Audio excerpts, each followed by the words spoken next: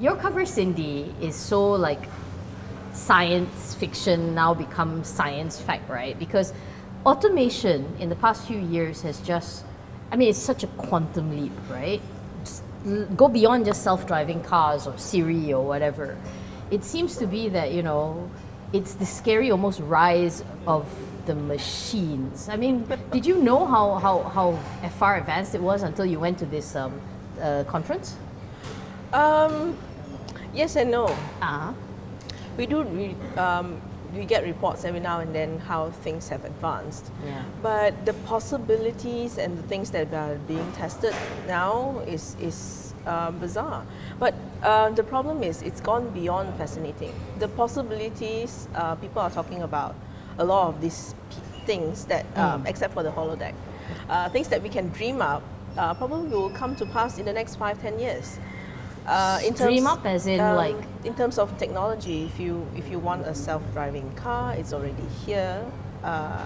surgeons, robots that can do surgery now as well. Yes. Displacing doctors, diagnosis. Not so much robots that can do surgeries, but now in terms of surgeries, in Oxford, if I'm not wrong, they did a very high precision surgery, of course with surgeons, but with the aid of the robot, because otherwise the human hand cannot make that kind of cut.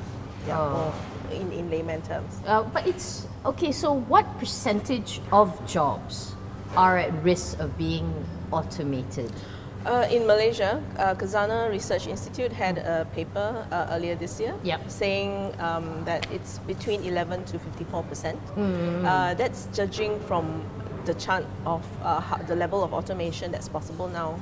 But of course, it went on to say that just because it can be automated does not necessarily mean that the job will be automated. So. But I do see things that should be automated, right? Because things like, we always talk about shortage of labor, especially in industry, especially of getting new, not only skilled labor, foreign labor. Surely that's where the automation will go in, and surely that's where the money should go in, right?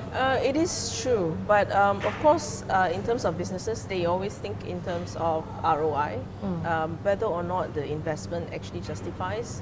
Of course, in terms of possibilities, there are a lot of things that's possible. For instance, your rubbish bin. Not all rubbish bins are full every day. So it's like how in Sweden, Volvo, if I remember correctly, is testing with some of the Swedish universities. And what they do is they have smart bins that can tell you that they are full and they need to be collected. And a robot is just dispatched to pick it up. Isn't that nice? It's great. I mean, the thing is, part of me has seen Terminator T2000 way too many times, and we're going to be displaced by machines and all this kind of. I mean, there is that fear. I mean, I did the test on BBC where journalists are not getting a very low chance to get replaced, but the simplest stories might actually get replaced by that. That's true. So the fact is, how are we going to catch up? Because if they're all at risk of automation, gone are the days when we talk about we want to be a lawyer or a doctor. Now we have to upskill, and that's where Malaysia has to chase, right? Yes, that's absolutely correct.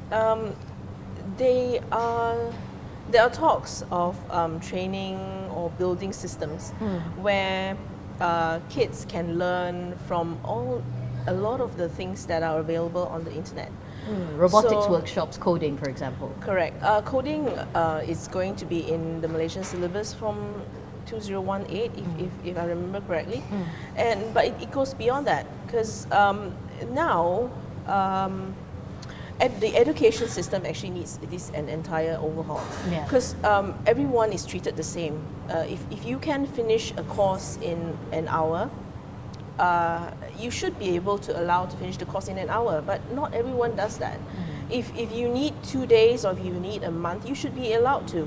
It's the same as our normal school system. If you can finish your entire primary school syllabus in a year, then you should be allowed to do that. Of course, the pressure from helicopter parents are another thing, but you should be able to do that. Yeah. Well, we have to upgrade on that part, but when we do upgrade, And it does become the future where maybe our cars talk like Kit from Knight Rider, as you Yes, mentioned. I- What do we do with all the other workers who are displaced? And this is where you talk about robot tax. But we are Okay. nowhere near that, though, let's be honest. Okay, we are probably nowhere. Yeah, you're right. We're nowhere near talking about robot taxes yet. But it is something that you need to think from now. If a lot of the jobs are not going to be around, it would mean less taxes, and it would also mean a lot of people who are possibly older, who have no income, probably no old age savings, and these people, you either need to provide some sort of basic income, or you have to be able to have funds to train them so that they can get new jobs to feed themselves. So yeah, because otherwise society it's going to be a big problem. For more on the stories, pick up a copy of The Edge Weekly at all good newsstands.